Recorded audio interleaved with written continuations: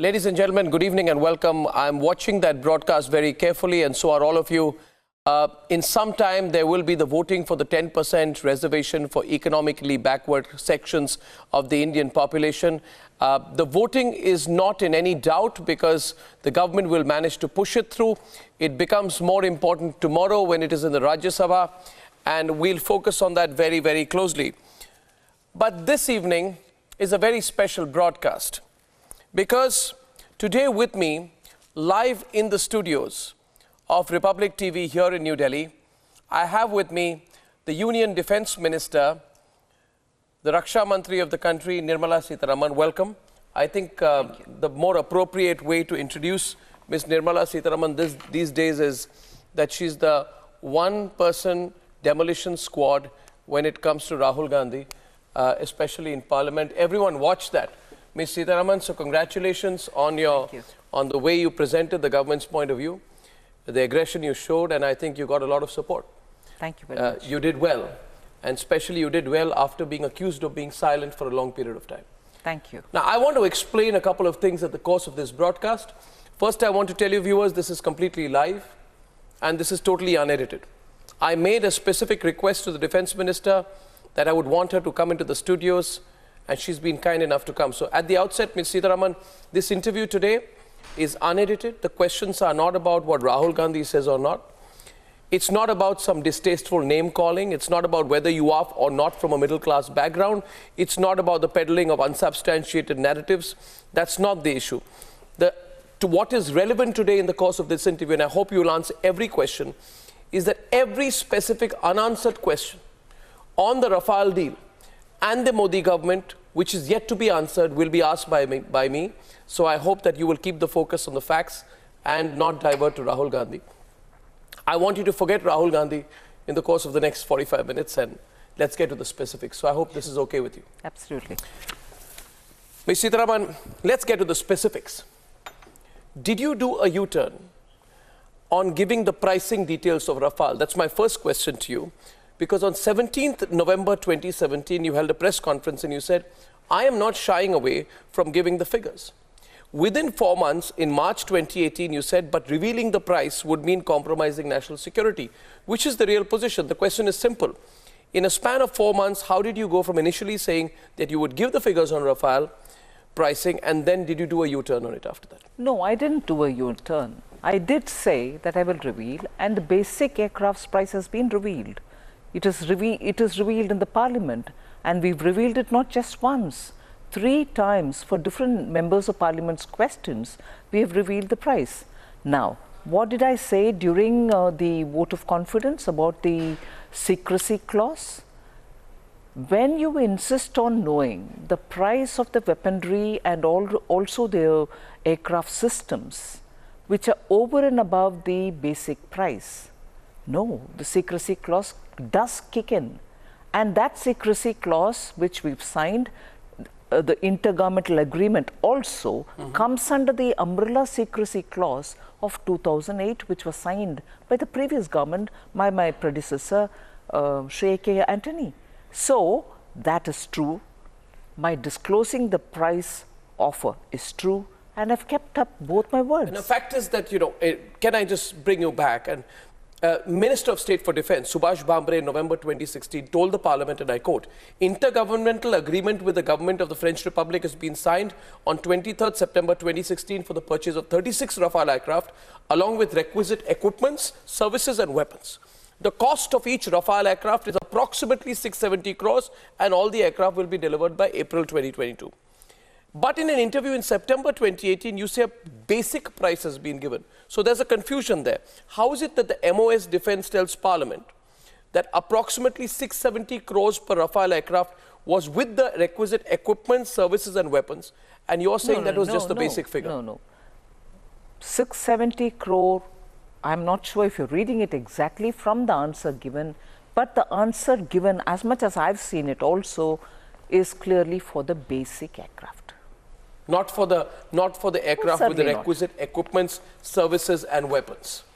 But can I ask you, the more basic question is, you say we got a cheaper deal. If the deal is cheaper, why did you not order more when the requirement is on record. Point is, we need more as a country. Ms. Sitharaman, staying with the issue of pricing, you say that along with your whole government, you've done the deal cheaper, and the quote is what Mr. Jaitley says, you say 9% less. Absolutely, on the basic aircraft. On the basic. But as a bottom line, we're getting a better deal. Absolutely. Now, if we are getting a better deal, which is 9% cheaper, how does it make sense that you take a 126 aircraft negotiation to a 36 aircraft deal? It defies logic. Oh, no, it doesn't. Arnab, for your viewers' sake, I would like to explain this. The UPA non-deal was to get 18 flyaway condition aircrafts, and the rest were to be manufactured if at all the deal between Dassault and HAL had gone through. It would have been manufactured in India. The 108, but the 18 were to come in as flyaway condition aircrafts. That's a UPA version, which was a non-deal. They didn't conclude it. That 18 flyaway condition, we have enhanced it to 36 flyaway. So we've not brought down. On the contrary, we have increased the number. 18 has gone to 36. What is the requirement of the Air Force? I mean, just as a follow-through, if I may, you knew the requirement of the Air Force because well after the deal went through with France, in October 2015, the then Air Force Chief, Air Chief Marshal Arup Raha, he came on record about quote-unquote urgent requirements of our Indian Air Force. And he said, definitely we would like to have MMRCA, variety of aircraft, at least about 6 squadrons come to my mind. And 6 squadrons would mean 6 into 18, that's 108 more jets. Now when the requirement is 108, you have a steal of a deal, 9% less. How did you settle for only 36 jets and not 126? But simple logic. No, actually speaking, the Indian Air Force doesn't require just 126. It probably requires 600. It probably requires 500 of various types of aircraft. Sure. MMRCAs, Agreed. But the light combat and so on. Yeah. So even your 126 is not the upper limit. They would still want more. But 36 is still less. No.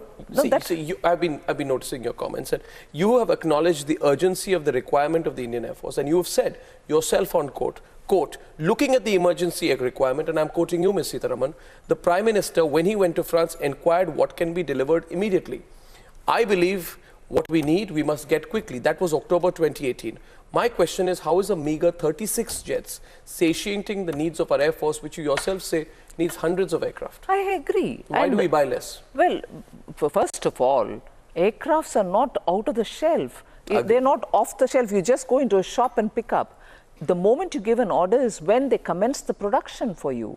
So the earliest you can get, the highest number that you can take is about 36, because normally emergency purchases by Indian Air Force has always been 36. I said this. I would like to counter you there. What urgency, Raksha Mantri ji, when even 36 are to be delivered between September 2019 and 2022. So if your logic was urgency, that's squashed by the fact that even these 36 jets are not reaching our officers with any speed. They're going to keep coming till 2022. Well, Arnab, when did we sign the agreement? 2016. From 2016, within 3 years, you're getting the first aircraft, aren't you? 2016, October is when you sign. September, October we sign. September we sign, and then so from now, order 126. I keep going back. Even if you order 126, let's assume for a minute, they couldn't have been delivered in 3 full years. Even this 36 is spread between 2019 and 22. Yeah. Now 36 takes that kind of time. Even when 108 was to be produced by Dassault and HAL in India, they were not going to be completing the 108. No, I need to counter you once more, Ms. Sitharaman. Yes. And sorry to be persistent on this point, but I want to know, how does going from 126 to 36 make any sense? This is the question Rahul Gandhi should be asking. Sorry, I won't take his name. That's an unaware and illiterate argument. I didn't either. But my argument is, anyway, I'm sorry, it's an unaware, unresearched and factually illiterate argument. The requirement was there. We've established it. You have acknowledged it. The price was cheaper by your own claim. So why did you change the deal from 126 to 36? Because you quote, emergency purchases are only of 2 squadrons. Ms. Sitharaman, I have with me the Supreme Court judgment which says on page 2, paragraph 2, that on 29 June 2007, the Defence Acquisition Council granted the acceptance of necessity for the procurement of 126 medium multi-role combat aircraft, including the 18 direct flyaway jets, which means that the DAC had cleared the procurement of 126 jets and within it had envisaged the emergency requirement of 18 direct flyaway jets. So why did you tweak the contract to have lesser jets when all the parameters were in the clear? No. The tweaking has happened only in as much as the flyaway condition aircrafts. The 18 became 36 because again, by the time they lost, meaning they left the agreement unsigned and the elections happened, they go away, we come in, we had lost 2 years in between. And therefore, we enhanced 18 to 36. And the 108 which they were going to produce with Dassault and HAL together, we have issued an RFI. And that is now through the strategic partnership anyway going to be produced. It's not as if we've dumped that for nothing. Ms. Sitharaman, your 18 goes, I want you to be sure, your 18 goes up to 36. That's been tied up. Commencement of supplies. Are you on the back foot somewhere that you won't go for 126? Can I ask you broadly? Now, I'm told these planes will be in Hashimara and Ambala. I think these planes are required all over in the northeast and in strategic deployments. Yes. Will you go up to 126? Yes, that is why we've already issued. Or has this pushback that you've had going to make you pause a bit? No, on the contrary. Put you on the defensive a little bit? No, we've already come up with the RFI. We've now opened it up through the strategic partnership. So the original manufacturers, whoever they are, will have to find their Indian partners and produce it in India. Ms. Sitharaman, my next question to you is, what suddenly made changes in configuration? And 4 days ago you said, very intelligently, I must say, aggressive speech in Parliament, you said, comparing the price of a basic aircraft with a weaponized aircraft is like comparing apples and oranges. I agree.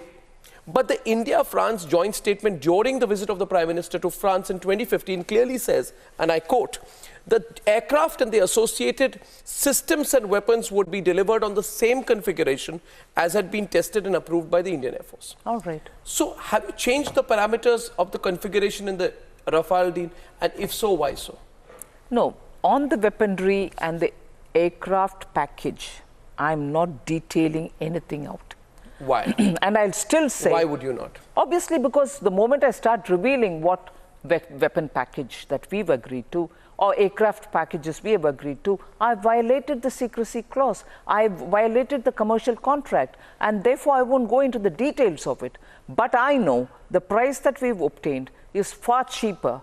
And if you look at the escalation cost which has been built up into each one of this, each year as you're getting delivered with the aircrafts for the flyaway condition, the escalation cost will have to be added to it. And between the first aircraft and the last aircraft, each time, the MMRCA's escalation cost... If there is a relook at the configuration, was there a specific defense expert, domain expertise, Indian Air Force look at it or not? Or was it as casually as was being made out to be that the Modi government just came and said change the configuration? Not at all. Every procedure which is required, a technical committee, a cost negotiating committee, all of them have had 74 meetings together.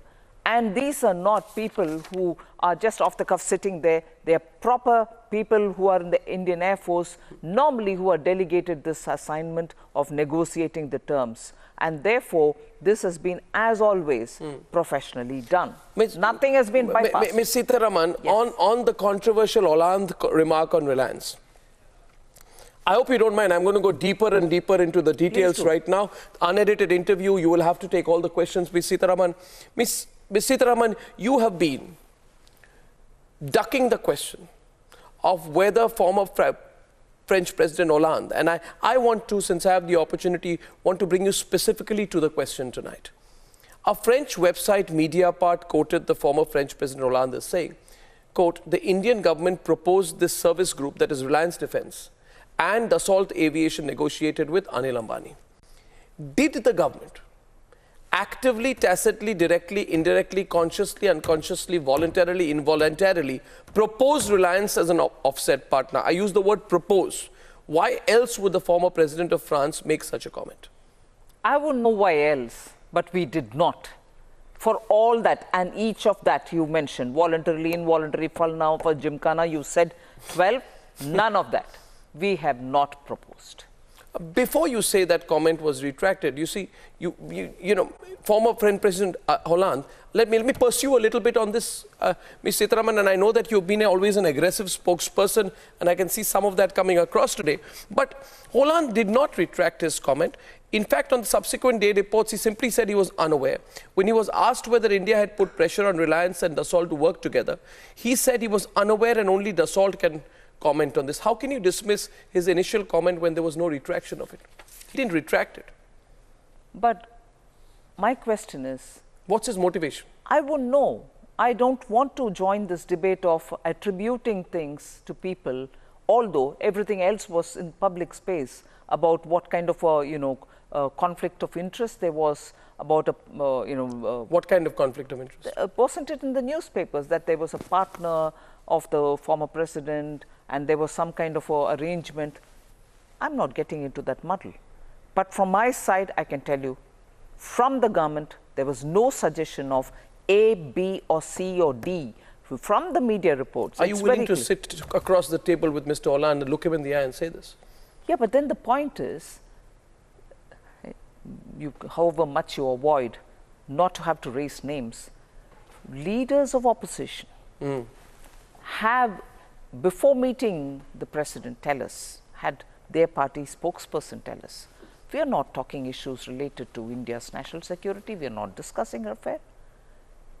And actually, you hear people tell us that, no, I've had a word with the former president and he did say this. So, questions on this, what exactly was the conversation? Are you suggesting that the Congress party leaders spoke or had conversations? Let me tell you, I'm not suggesting. What are you saying? I mean, please say so explicitly. Yes. Is it not necessary? And I would request the media. I'm not pointing fingers saying, why is the media not? I'm requesting the media. As much as you would make me sit down here and ask me questions, which is welcome. I'm willing to be engaging on this. You should make the Congress party president sit down and tell you, when did he meet the former president? When did he meet the current president of France? When did he meet the former president to ask him whatever did he ask? And when did he meet the current president to ask, which he or his spokesperson told the public that he will not discuss because these are matters of national security. It is for the government to discuss. But he contradicted it and actually did have a conversation, which is what he claimed in the parliament. So what was this conversation about? And what exactly transpired? Is there an authenticated version or a minute kept in this? Was there minutes kept there? Can we have that recorded speech? Then you may cross-verify. You want minutes of the meeting between Hollande and Rahul Gandhi? And if anything, then it can be cross-verified. Then it can be cross-verified. You have proof they met? No, just a minute. Because he claims it. Because then it looks like a setup. No, then he claims it, doesn't he? He claimed it in the parliament, saying, I've had this conversation with so-and-so. With the French president, yes. Let somebody from India, Indian media, tell me that that is true by having double-checked it with both the parties concerned, because none of us were present in the meeting. Do you genuinely believe that the Congress party is lobbying for the Eurofighter indirectly? You know, we've seen the Christian Michel connection come up, and since you're sitting live today, I want to ask you, do you genuinely believe that there is not just a political interest, but a commercial interest that is being pursued here? One thing I believe is this: it is worthy of being asked of the Congress president, that what exactly is this which is being claimed by this man who's come, being questioned on one corrupt practice, which is on Augusta Westland, which you, as a very senior journalist, also investigated in a big way. Yes, as and we were sued by them also. Yes, as it exploded. Yes. And today he's here facing the law of the land, and he apparently has said, and that's been reported in the media, it's not me saying it, media said it, that he had kept records about what actually was happening in the PMO and the government then, and that he was here also to take care of the competitor of Rafael. And I wonder now, therefore, is it not the business of the Indian media to ask if there was a connection? What was their role, the Congress party and the Congress party's establishment and the government then the government's role in dealing with this There have been middleman. reports of Rahul And Gandhi's if meetings. actually, I'm very worried. Yes. I'm very worried. About what? If the Congress party unwittingly, and I'm using the word unwittingly consciously, if the Congress party is unwittingly being used by corporates, by MNCs, by whoever in their rivalry, and I'm not naming X or Y or Z in this, corporate rivalry, is the Congress party getting into it? What is going on?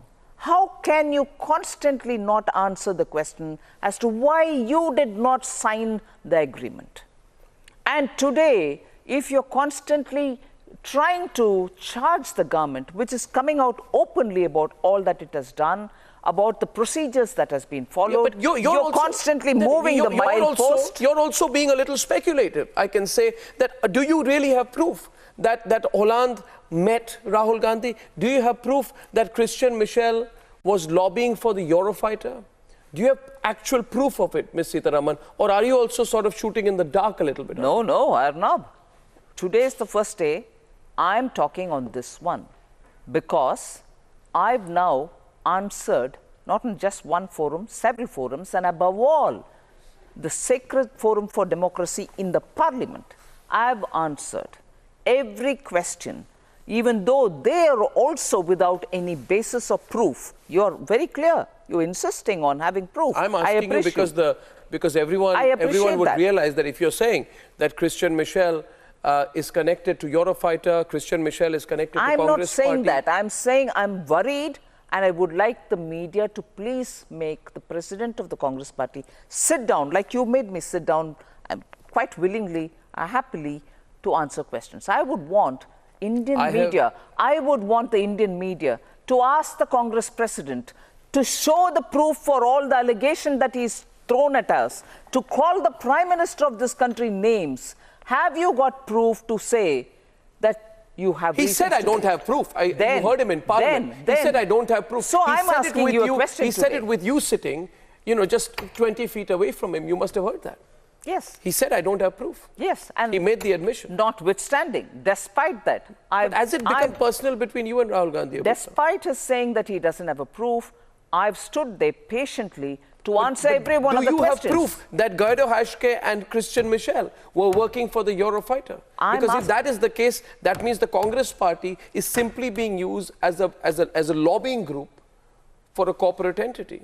Very well of you to see. Why don't you investigate that? Very well of you. Why don't you investigate that? Very well of you. You're the defense minister of India. You're very well of you to say, have you got any proof to say that? That is why I'm saying I want the media to ask this question.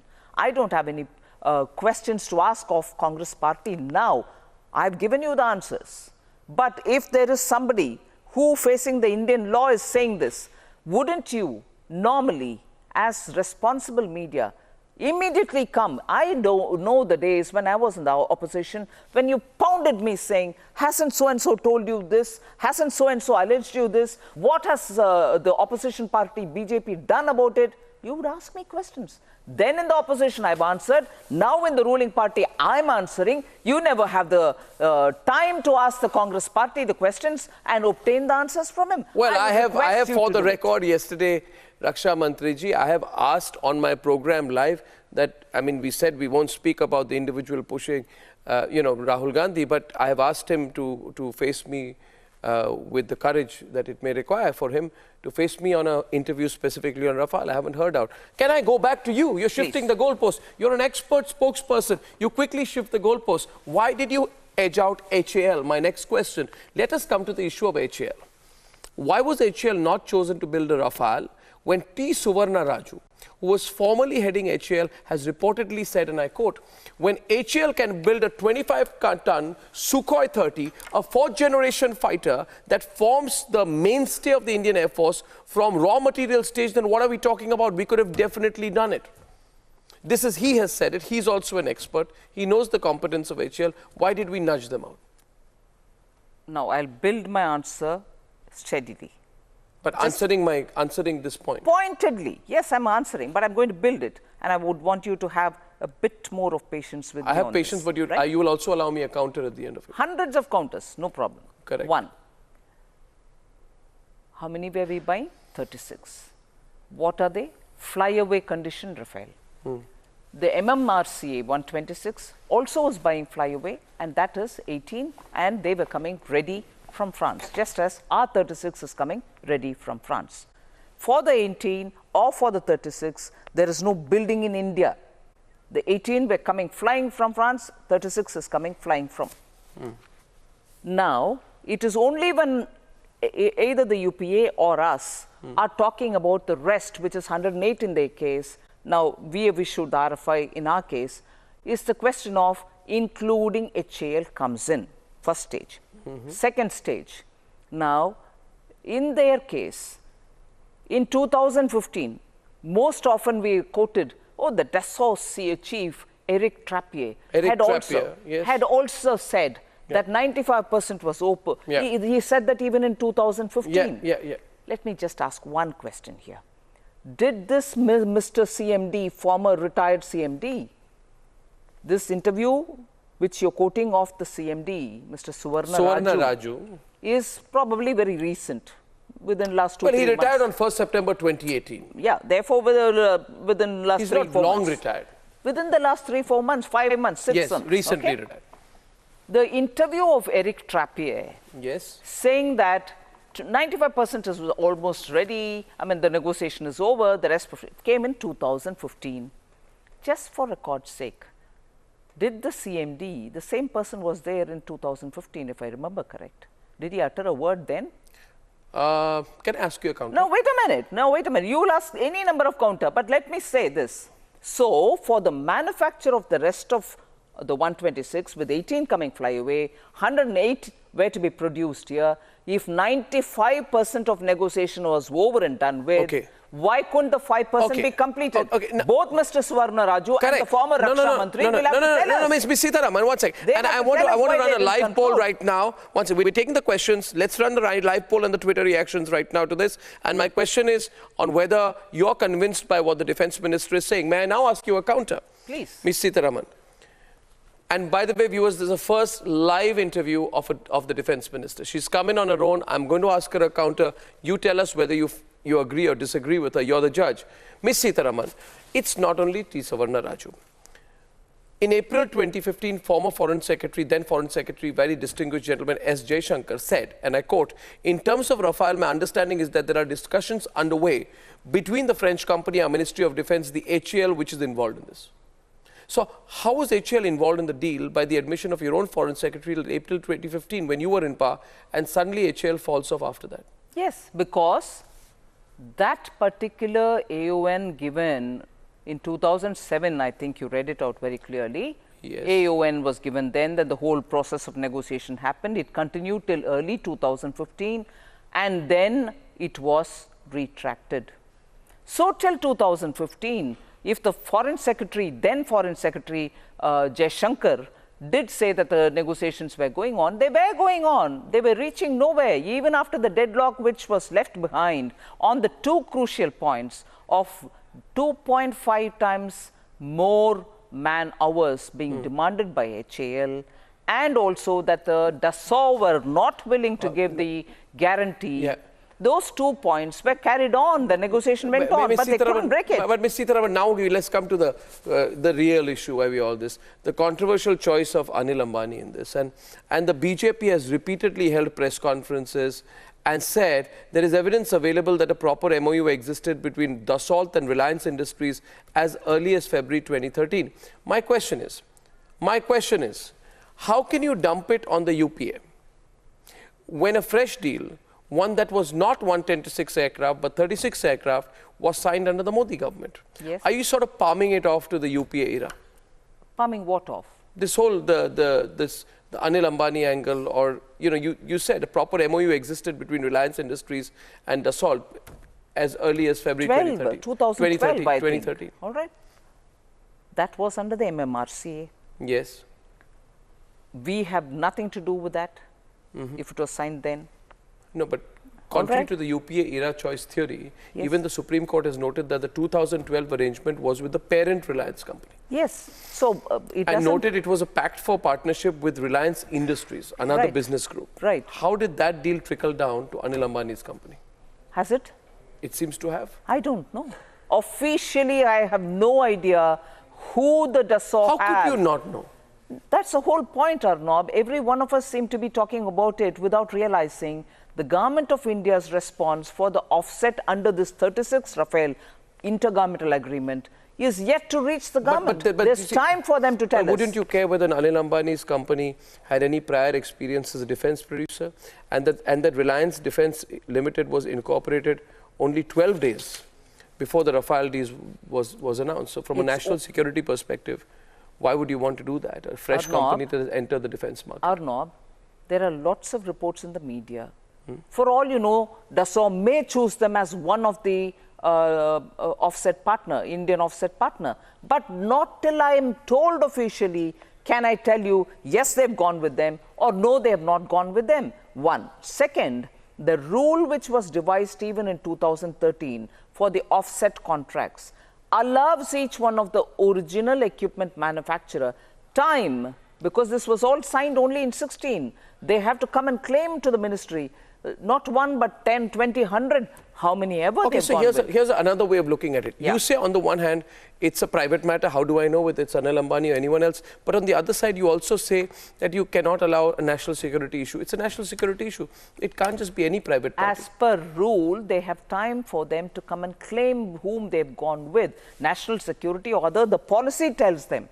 For the offset investments or expenditure made and offset claims, they have time. Let them come and tell me. Is this a continuation of a Congress era deal or not? How do you look at it? Is it a continuation of a UPA era deal? No, wait a minute. This is an intergovernmental agreement where Government of India and Government of France are together, and a commercial entity called Dassault and also one other group which is giving the other things about the aircraft are all in agreement with the government through the governmental agreement. So that's what we are on. And you're getting 36, the first of which will arrive September 2019. So you're not trying to put the onus, you are not trying to put the onus on this on the previous government. Ms. Sitharaman, are you saying this is a continuation of a UPA era deal? Because UPA era deal is 126 aircraft, yours is 36 aircraft. It's not the same deal. UPA era deal was a pact between Reliance Industries and Dassault Aviation. And, you know, so are you putting the onus on the previous government? Are you taking full ownership for this deal, whichever format it is, however controversial? The intergovernmental agreement ownership will be with the Government of India now. What hadn't happened under the UPA, I'm constantly reminding every one of you who talk to me that that was a non-deal. I would first of all appeal to you to not get into the Congress narrative. We've obtained this, we've given this price, this is the advantage. They've not even bought one aircraft, Arnab. I think that's an unfair point you're making. They've not bought one aircraft. Far from it, Ms. Sitharaman. I protest because far from it, I am not into any narrative. In fact, I have said that the Congress narrative on this is unprepared, illiterate, and God knows what. These are not the questions, by the way, which the worthy individual asked you in the floor of Parliament. These are questions which are legitimate questions. These are not, I'm not making things up. I just want to know, because more from a people watching the interview point of view, Ms. Sitharaman, people want to know. You said we will come back. You said Congress will go down went down because of Bofors. Mr. Modi will come back because of Rafale. I'm just asking you once again, do you genuinely believe so? And are you therefore saying with confidence that I take responsibility as Defence Minister of India for this deal? Absolutely. Rather than say I'm only doing what the previous government did and hence don't shoot. No. In fact, the previous government didn't do anything, is my allegation. 10 years were spent. Not one aircraft was bought. And today, look at the audacity with which Congress party would tell you. There's a lot of reactions coming to this. A lot of reactions coming to this, Ms. Sitharaman. And we're going to stay with this. But I want to, by the way, there's fresh polling. I think a lot of people seem to be convinced with you. But let me anyway ask you, Ms. Sitharaman, why was this case not opened up for fresh bidding? Let me explain this. You may duck this question. You may say that, Christian Michel angle, etc. Forget this. Why didn't you go with the Eurofighter? When the Eurofighter was reportedly presenting a competitive deal to Dassault. The reports are that Eurofighter was presenting a competitive deal to Dassault. Why didn't the deal open up with fresh bidding?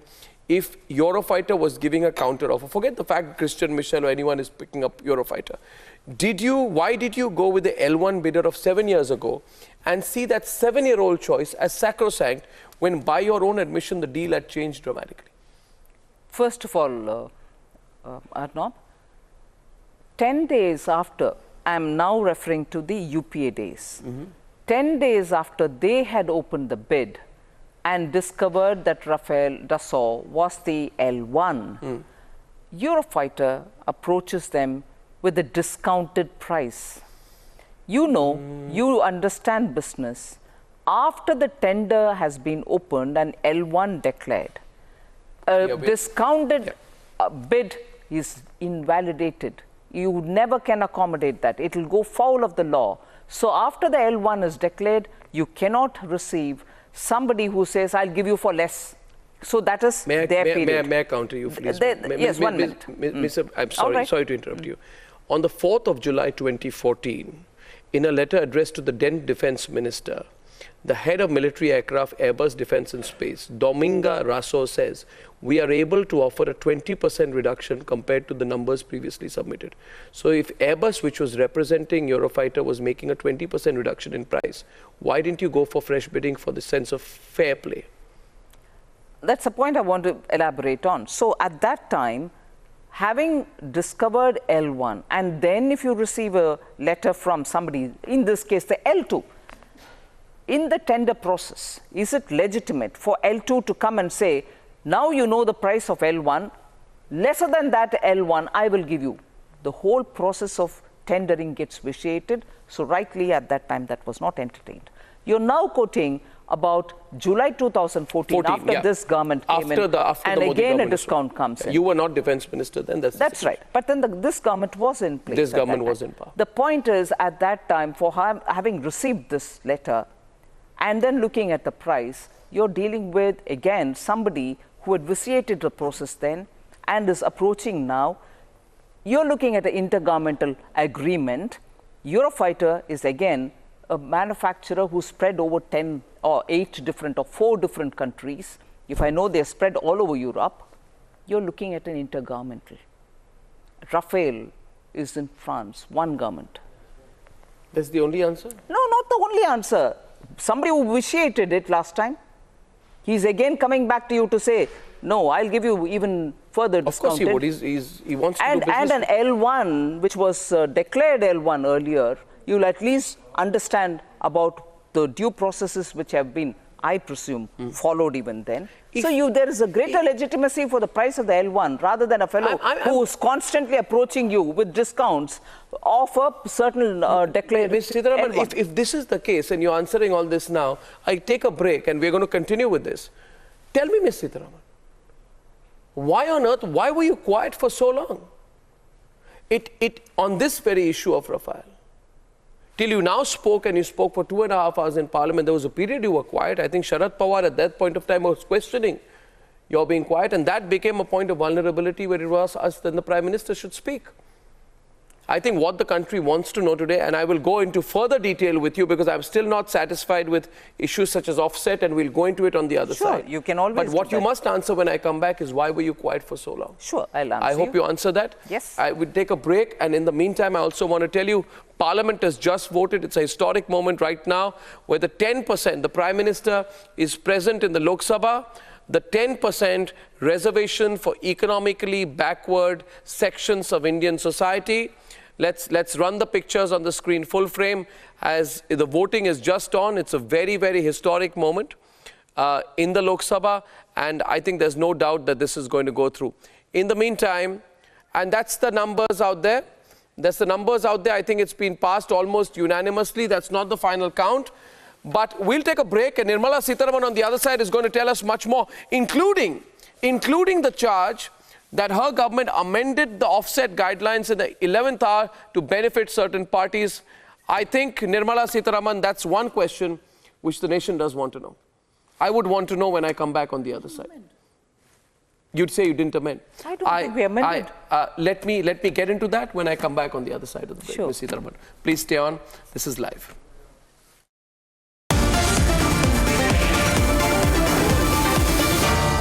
Welcome back. Rahul Gandhi is yet to respond to my invitation for a live interview on the debate.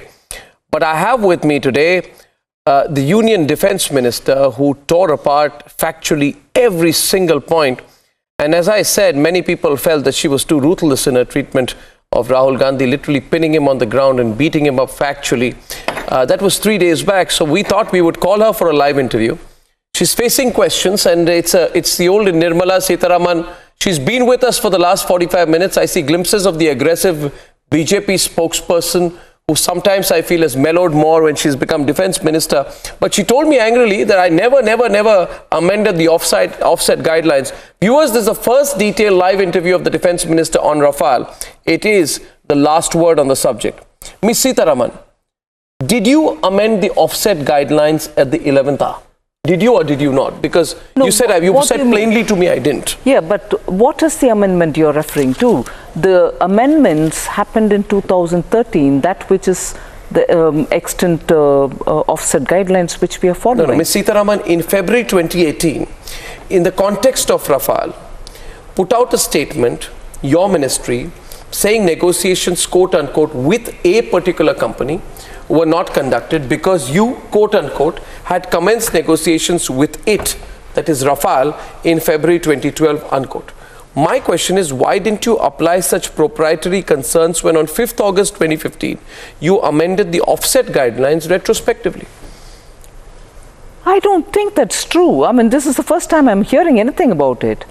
The agreement was signed in 16, and the offset guidelines, particularly that which pertains to, private sector can also be brought in. The offset need not be spent only on public sector. All this was amended even in 13.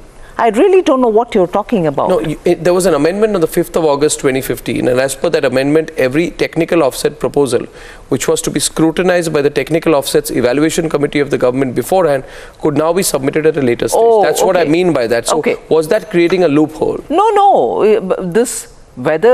See, the offset guidelines doesn't... I'm just putting a magnifying glass. No, you may. Offset guidelines, now that you've referred to the particular amendment which has been made, is not just done for one. Guidelines apply to so many different contracts which work, so many different buying that we do. We don't just buy one thing 1 year.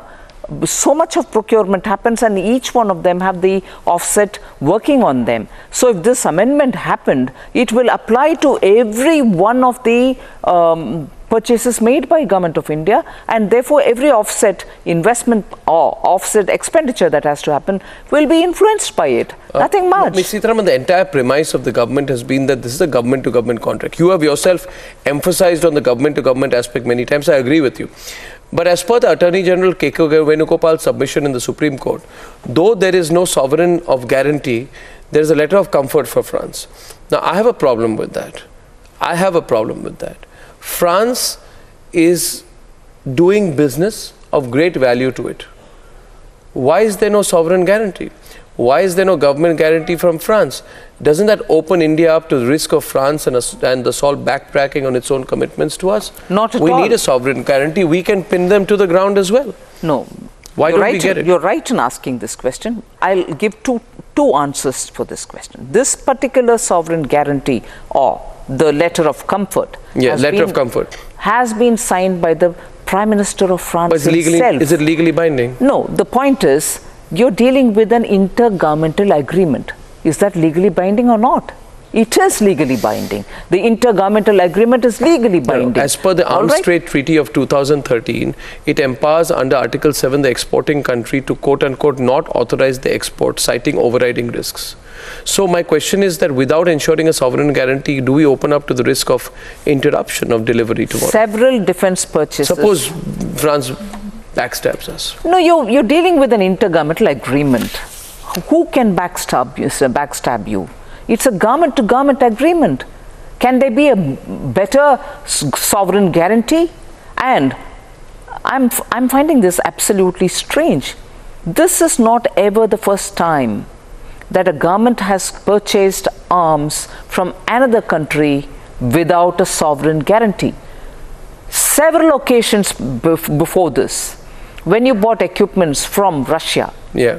you've done it without a sovereign guarantee. And this includes, yesterday I did remember the Samajwadi Party leader's son getting up, Dharmendra Yadav, and saying my father obtained, Shri Mulayam Singh Yadav obtained during his tenure as Raksha Mantri, Sukhois, and Atal Bihari Vajpayee ji being in the opposition praised him.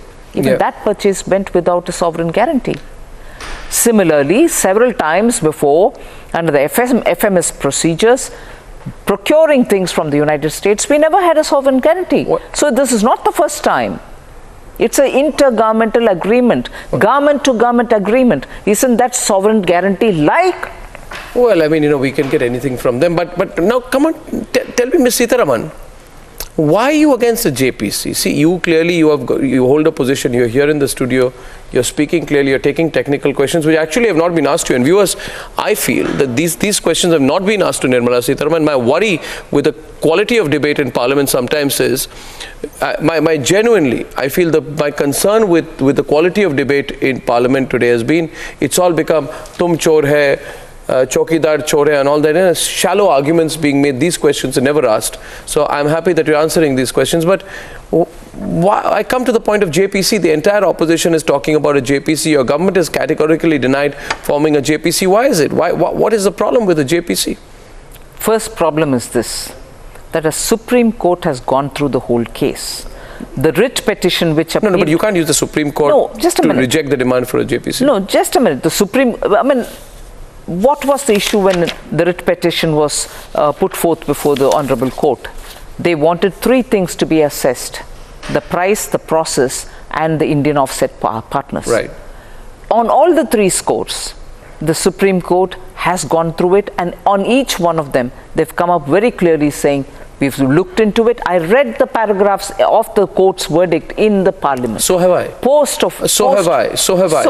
I have read it. They have said, and I quote, I've quoted it, para, chapter and verse. In fact, para 22 says, there is no real occasion to doubt the process. Even if minor deviations have occurred, this would not result in setting aside the contract or requiring a detailed scrutiny by the court. I have read the court. I have had programs with Sitharaman in which I've said, that's the last word. But you see, I've also had on this very show some people come on the debate and say, Rafale is not a scam. I have said it's not a scam.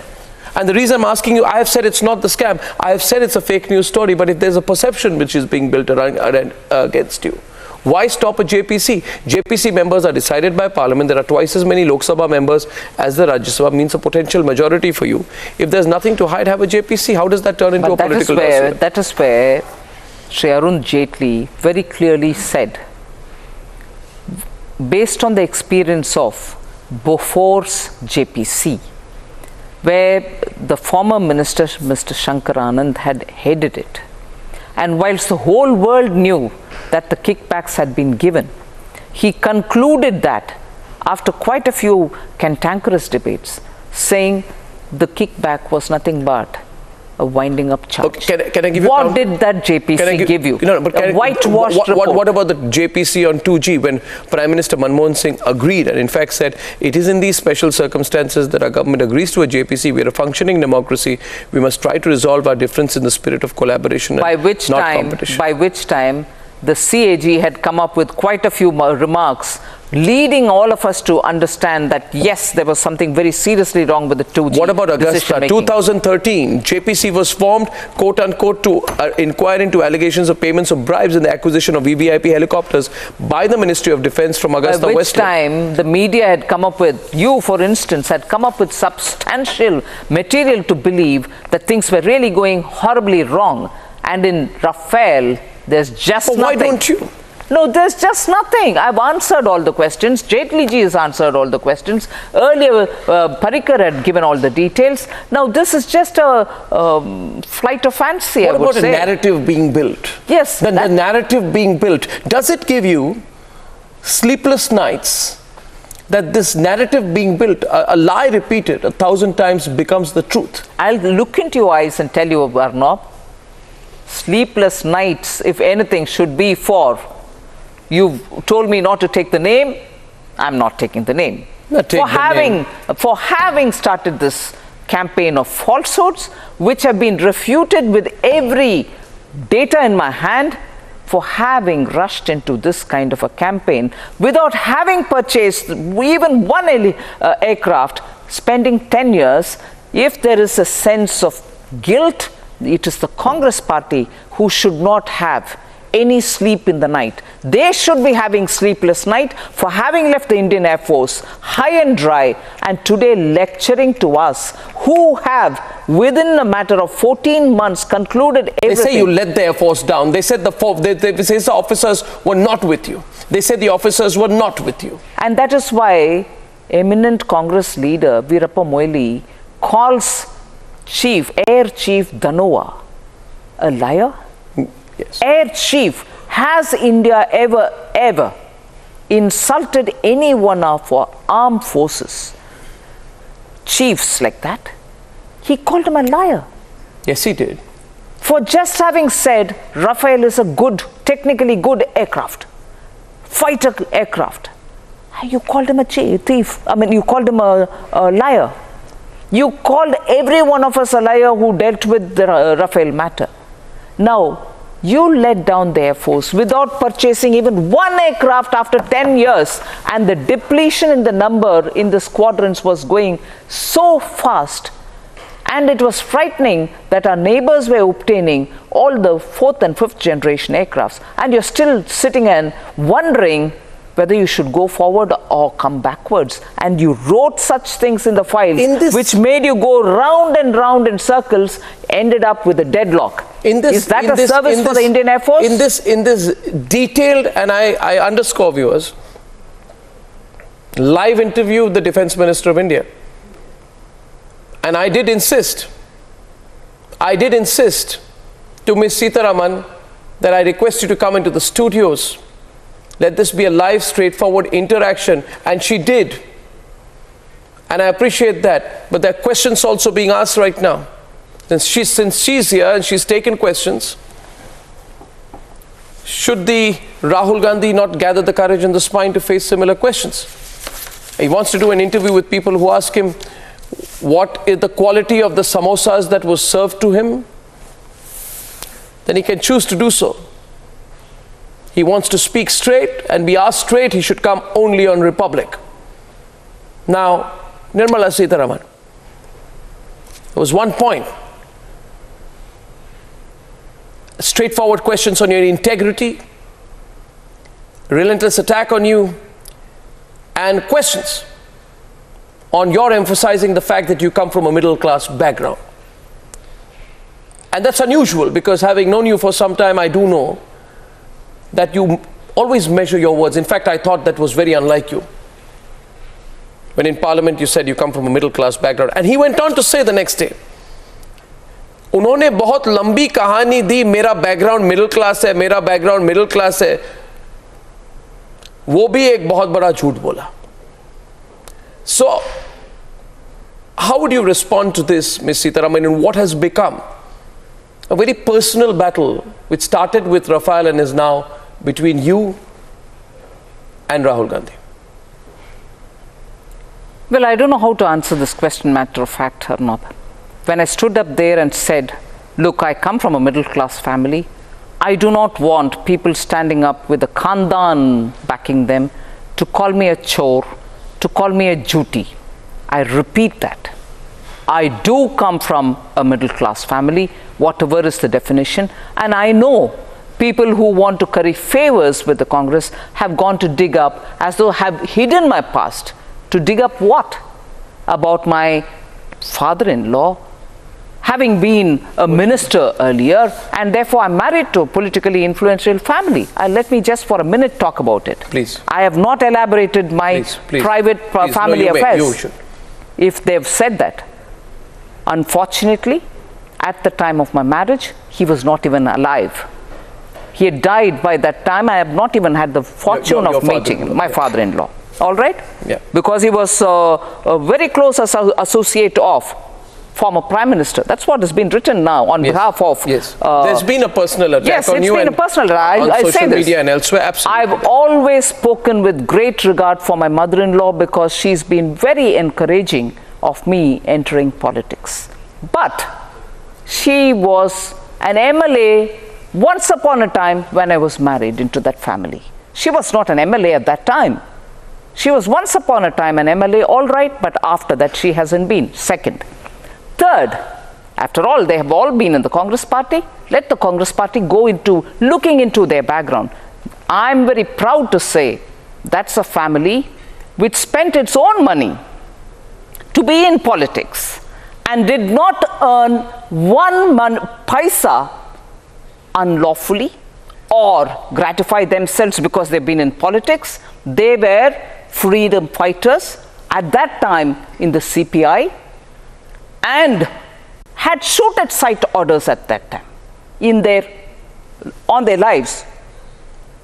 Post Indian independence, because Nehru called the CP Communist Party to join the mainstream, they joined the Congress Party. I'm proud to say they are people. My mother-in-law is still alive. I honestly do wish her well, and I seek her blessings. My father-in-law was not even alive by the time I was married. The family hadn't earned one paisa out of politics. And I say this with due respects to them. And they live a very ordinary middle-class life. They don't have mansions in Himachal Pradesh. They don't hold property in London. Their damads have not earned fantastically. Their children earn their livelihood, inclusive of every one of them. All the 4 children in that family. One I'm married to, other brother who's doing his own. 2 daughters of the family who were recently with me here, who came and visited me and spent some time and went away. Even today they earn their living. We are not people who've sucked the system off. I come from a family which has been in a very bureaucratic. My mother's side has all been working in governments and earning their livelihood. My mother was herself a housewife. Now, I'm not here to prove the point that I've said I'm a middle class and therefore, look, this is what I earn. No, I'm not here. But I'll certainly say, for those who have dug up as though I've hidden it, that my in-laws' family were all well-connected politicians. No, sorry. They were politicians who served the country. They're politicians who served the country and did not make money out of it. They didn't transfer any public trust money to their private trusts. And I'm happy and proud to say they're not out on bail. I'm sorry to be so pungent. No, I'm sorry to be so vitriolic on this. I'm sorry to say that every word of what I've said with feeling. I've said because they are the truth. And if that's being picked up and I'm being asked questions, oh, she's not middle class, I'm sorry, yeah. I've come to JNU in a 3rd class compartment, and I will never forget the date when I reached here. So I can even tell you the way in which I arrived in Delhi and went to a hostel in JNU. Post my JNU, I know the kind of life I've led. And I'm not here to prove it to satisfy the ego of the Congress president. But this is matter of fact truth. There are several Indian political families. And I'm married to one of them. I'm very proud to say that. There are several Indian families who have been in politics, who have not made a buck for themselves. They've served this country with sense of pride. And we're all middle class, but with value system which are far higher than what you would attribute us with. And that is why I felt that just because I come from that kind of a background, or just because the Prime Minister comes from a poor background, our reputations are not available for you to play around with or soil it. Just because some of us hold some khandan behind us. So that's not to beg or plead with you for any kind of kindness. But in spite of that, I want to underline the fact that all of us work through the system and come where we are. Oh, she's right about being a middle class. I'm sorry. I don't derive any benefit by saying that I'm from a middle class. But that's the truth. And I don't hesitate to say it. Well, let me say one thing, viewers. I've said this the other day, that Nirmala Sitharaman snapped in Parliament. She snapped at some point. Now, my own understanding of this, and I appreciate your speaking up today. My own sense of this is that from the time when you became an unlikely candidate as Defence Minister of India till now, there's been a fair amount of pressure. There's a lot of the pressure somewhere went very personal on her. And therefore, I think her decision to respond is after some thought, but I also think it was a spur of the moment snapping. But in that moment of inflection, the tables have turned. It's now become Nirmala Sitharaman thrashing Rahul Gandhi factually, and him only coming back and saying, you're not middle class, you're a liar. And I think that's why Rafale became a bore. I said it the other day, keep regurgitating the facts again and again. You know, there's a law of diminishing returns which begins to apply. Viewers, this is Nirmala Sitharaman unedited for you this evening. Not one word or alphabet in this interview has been cut off. You've heard her. Tell us what you think of her. Tell us whether you think you're convincing. And Nirmala Sitharaman, I think it's trending all over social media. And I think there's about 89% of people who seem to be convinced, which is more than, you know, what would be a usual political number for the BJP. I appreciate your coming today. Thank you very much. And I think we are headed for a very, very interesting election season. I thank you very much. Do you think there's a political debate? Do you think when you go out there, if you go to Jabalpur or you go to Pune, everywhere, that only Rafale is on people's minds? Actually, it is on people's mind only because, in spite of all the facts, the falsehood campaign is going on unabated. And now I'm being told facts are all now available after the answer given in Parliament. And if after this the Congress party repeats it, their currency is going to go down. Well, Ms. Sitharaman, people are the best judge. But this has been fantastic. I thank you for coming on the debate. Thank you. Once again, thank you very much, Nirmala Sitharaman. Thank you very much.